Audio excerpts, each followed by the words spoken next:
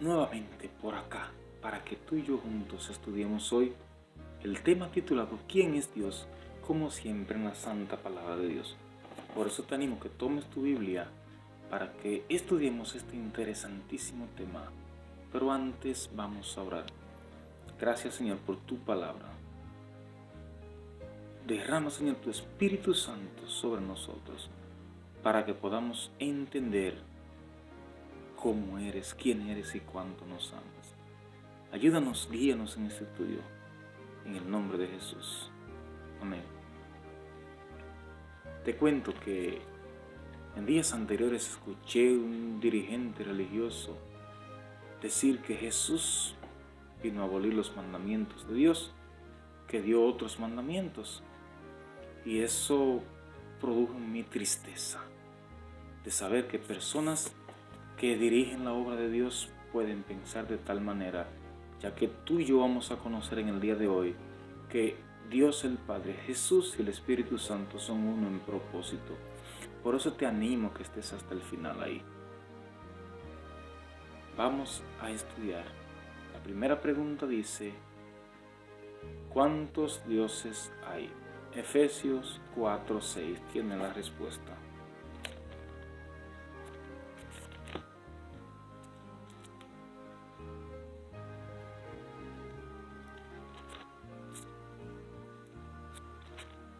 Dice la palabra de Dios.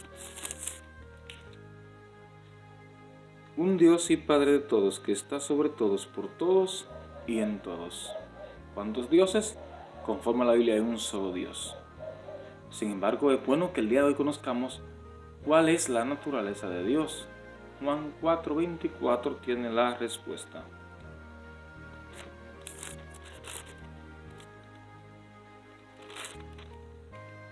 Dice la Biblia, Dios es espíritu y los que le adoran deben adorarlo en espíritu y en verdad.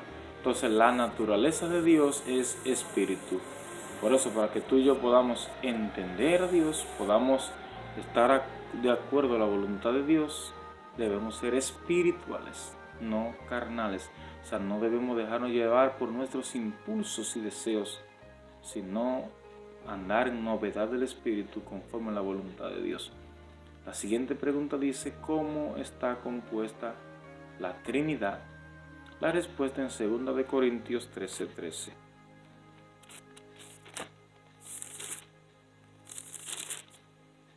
Dice la Biblia, la gracia del Señor Jesucristo, el amor de Dios y la comunión del Espíritu Santo sean con todos vosotros. O sea, Pablo está diciendo a los corintios aquí que hay Dios Padre, Dios Hijo y Dios Espíritu Santo. Esa es la Trinidad, esa es la unidad de Dios. O sea, es un solo Dios porque se divide en tres personas con el propósito de salvar la raza humana, siendo más específico de salvarte a ti. El Dios el Padre, el Hijo que vino a asumir la condición de nosotros, de pecador, de humanidad, y el Espíritu Santo que puede estar en todas las partes, que puede convencernos de justicia, de pecado y de juicio. Por la obra del Espíritu Santo, tú y yo podemos poner nuestra vida en armonía con la vida de Dios. La siguiente pregunta dice, ¿cómo es el carácter de Dios? Primera de Juan 4:8 tiene la respuesta.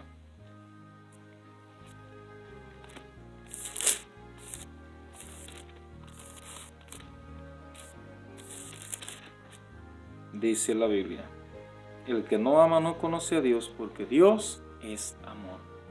El carácter de Dios es el amor. Que no te quepa nunca la menor duda que Dios es amor. Y amor genuino, amor verdadero, un amor puro, un amor sin mezcla. O sea, Dios es amor. Nos amó tanto que dio a su Hijo, a Jesús, a morir en nuestro lugar, para que tú y yo hoy podamos tener derecho a la salvación. Ese es un amor verdadero. Y por eso doy gracias a Dios y no me canso nunca de alabar y glorificar su santo nombre. Porque el inmaculado Hijo de Dios vino a sustituirme en la muerte que yo debía morir. Acéptalo también tú en perdón de tus pecados para que Él pueda ofrecerte su sangre como el buen sacrificio para perdón de tus pecados. Continuemos con la siguiente pregunta que dice, ¿cómo nos considera Dios? La respuesta está en 1 de Juan 3 del 1 al 2. Mirad qué gran amor nos ha prodigado el Padre, que seamos llamados hijos de Dios, y en realidad lo somos. Somos hijos de Dios. Por eso el mundo no nos conoce, porque no lo conoce a Él. Amado, ya somos hijos de Dios, y aunque no se ve aún lo que hemos de ser, sabemos que cuando Cristo aparezca seremos semejantes a Él, porque lo veremos como Él es. ¿Cómo nos considera Dios? Como sus hijos. Qué linda promesa la de Dios. Qué esperanza para ti y para mí. Si somos considerados por Dios como hijos de Él, entonces Él quiere lo mejor para nosotros. Por eso fue que Él nos dio a Jesús. Porque no quiere que nosotros perezcamos, porque para Él somos sus hijos. Qué linda promesa. La siguiente pregunta dice, ¿tiene propósitos diferentes Jesús y el Padre? ¿Tienen propósito diferente? Como te dije anteriormente, que andan enseñando a algunos dirigentes religiosos que Jesús tiene unos mandamientos y que Dios tenía otros. Que Jesús tenía un pacto y que ahora Jesús tiene otro diferente, olvidándonos de todo lo demás. Te cuento lo que dice la Biblia en Juan 10:30.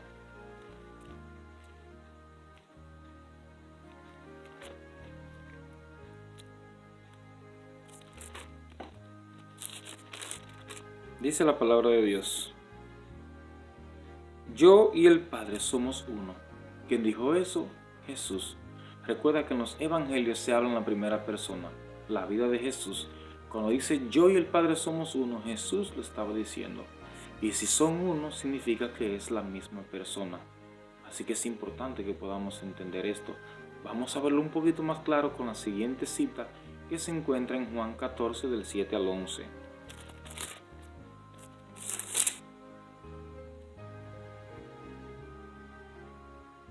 Dice la palabra de Dios: al conocerme a mí, conocéis también a mi Padre. Ya lo habéis visto y ya lo conocéis. Felipe dijo: Señor, muéstranos al Padre y nos basta. Jesús respondió: tanto tiempo hace que estoy con vosotros y no me has conocido. Felipe: el que me ha visto a mí ya ha visto al Padre. ¿Cómo dices, muéstranos al Padre? ¿No crees que yo y el Padre somos uno, que Él está en mí y yo en Él? Las palabras que os hablo no las hablo de mí mismo, sino que el Padre que mora en mí, Él hace las obras. Qué lindo. Jesús le dijo a Felipe que el Padre estaba en Él, que Él estaba en el Padre. ¿Qué significa esto, querido amigo?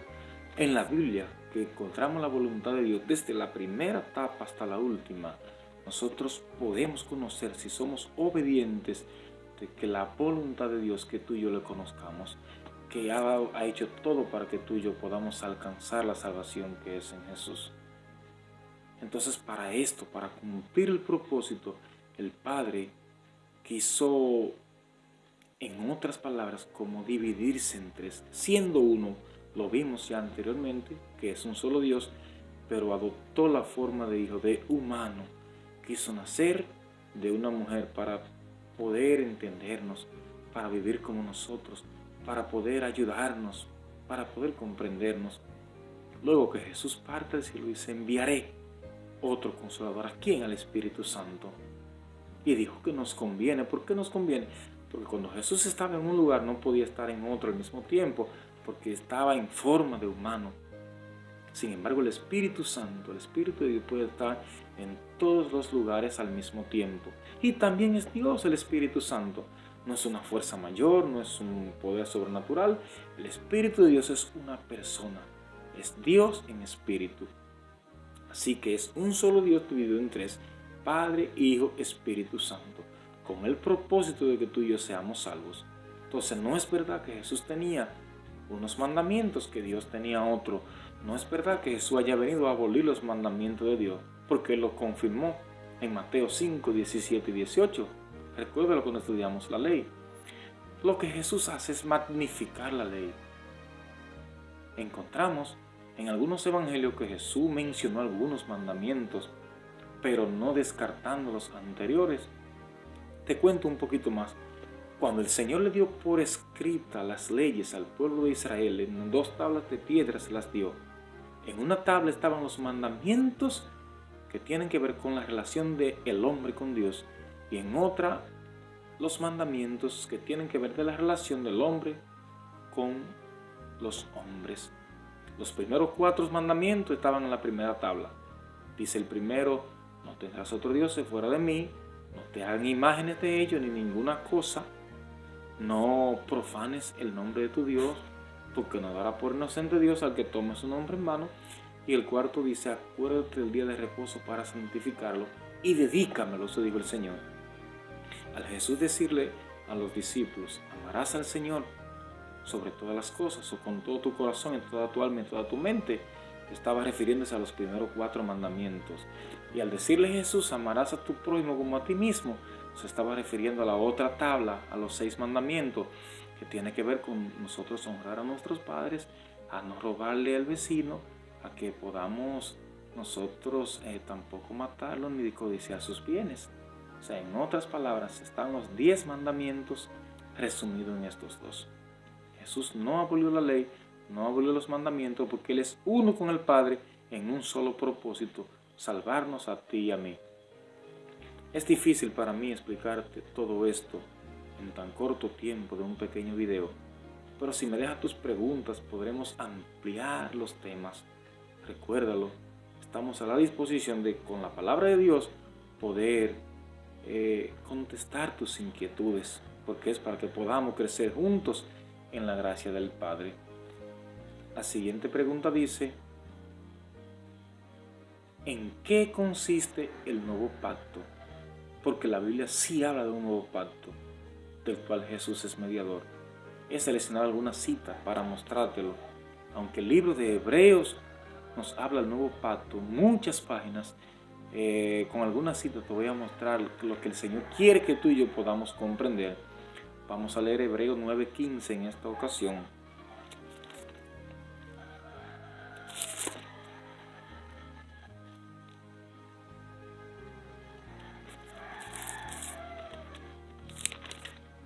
Dice la palabra de Dios: por eso Cristo es mediador del nuevo pacto, para que ahora que Él murió para perdonar los pecados cometidos bajo el primer pacto, los que son llamados reciban la promesa de la herencia eterna. Es importantísimo que podamos entender este versículo. ¿Qué dice aquí el libro de Hebreos? Que Cristo es mediador de un nuevo pacto. ¿Significa esto que el pacto pasado no tiene validez? Aparentemente es lo que está tratando de decir el escritor, pero no lo es. Fíjate cómo dice el versículo nuevamente: los que son llamados reciban la promesa de herencia eterna. Más arribita: para que ahora que Él murió para perdonar los pecados cometidos bajo el primer pacto, reciban la promesa de la herencia eterna. ¿Qué quiere decir el escritor? Los que pecaron bajo el primer pacto, y nosotros también que estamos en el segundo pacto, es que desde el mismo momento en que el hombre pecó, desde que Adán y Eva pecaron, dice la Biblia, fueron destituidos de la gloria de Dios. En otras palabras, no tenían derecho a la salvación. ¿Qué sucedió cuando Adán y Eva pecaron? Se dieron cuenta que estaban desnudos. Lo vamos a ver en Génesis 3:21, para que podamos entendernos mejor.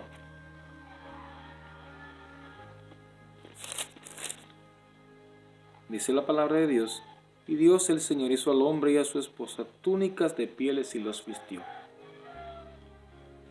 ¿De pieles de qué? De animales. El Señor sacrificó animales para vestir al hombre y a la mujer. Estos animales simbolizaban al Cordero sin mancha, a Cristo Jesús. Vamos a leer otra cita para que lo entiendan mejor. Levítico 4:3, que nos dice: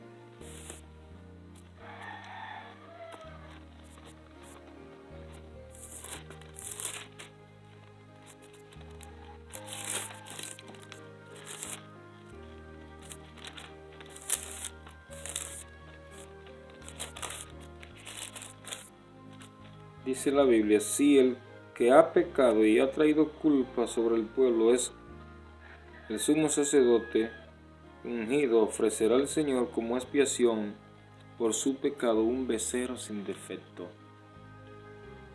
De esta lectura de Levítico podemos entender que la ofrenda que debía traerse a Dios era sin defecto, era un animal que debía ser sacrificado en lugar del pecador. ¿Por qué? Porque ese animal simbolizaba a Jesús.